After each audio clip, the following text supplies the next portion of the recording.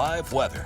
And last night marked the first, I shouldn't say the first, the full moon of March. It's the one and only full moon of March, known as the worm moon. And that really isn't what we're showing off in this photo. This is just a scenic shot out in Chaffee County from the Buena Vista area sent in by Kimmy Randall. I believe that would be the Collegiate Peaks off in the distance that we're checking out from that photo. Almanac today in the Springs, 58 degrees, just a few above average, but certainly better than what we saw yesterday and much warmer than what we saw on Thursday when that storm was raging across the region. 63 the high in Pueblo after a morning low at 24. Still some fair weather clouds in place on this Saturday evening, but overall a really great start to the weekend, and the current temperature pretty much matching up with the temperature that I just showed you for the daytime high. Similar story in Pueblo. We're now at 62 degrees with humidity at 18%. Now, it has been a bit breezy today with those warmer southerly winds, and those are expected to intensify tomorrow, so that does increase the fire weather risk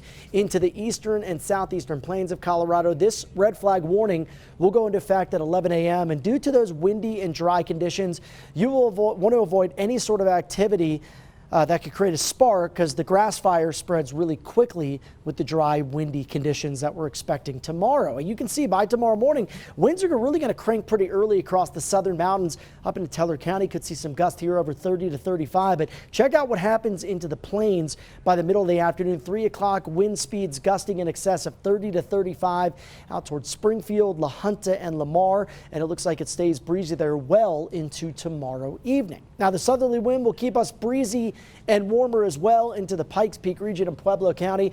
Our highs jump up around 5 to 10 degrees from what we saw today, and that means that we should see a few lower 70s back into the forecast to close out the weekend in and around Pueblo and the lower Arkansas River Valley. We're also watching our next storm system. That'll begin to spread snow into the region, at least the mountain areas, by Sunday afternoon. And then this system is going to bring some moisture into the rest of southern Colorado by Monday morning behind a cold front. But we're watching very strong northerly winds associated with this system. And in some cases, it'll be the same spots that see the southerly winds tomorrow. That favors most of the snow development in the upslope regions.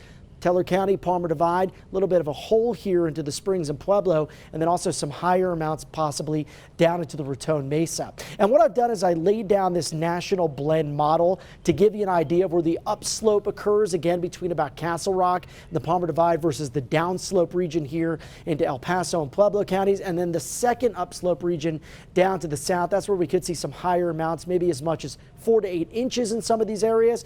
And around Teller County and the Monument area could see as much as 3 to 6, where the Springs and Pueblo maybe around a trace to 1 inch or 2 at best.